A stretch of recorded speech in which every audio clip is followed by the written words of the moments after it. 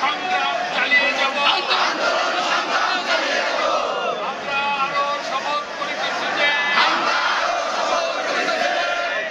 যতদিন আমাদের এই কর্মী বাহিনীর উপরে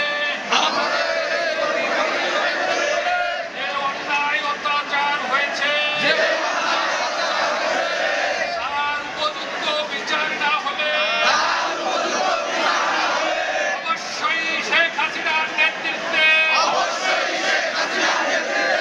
আন্দোলনের মাধ্যমে আমরা দেশে একটা আইনের শাসন প্রতিষ্ঠা করব।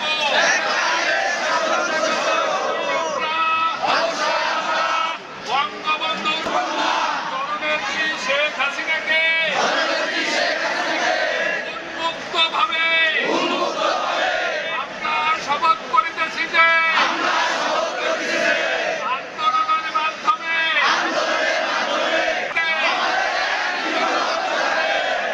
এই আন্দোলন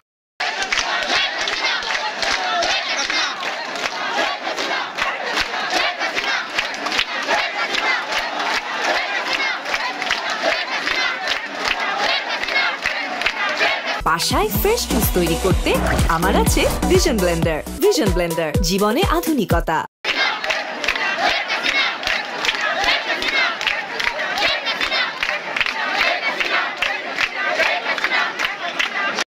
পতাকায়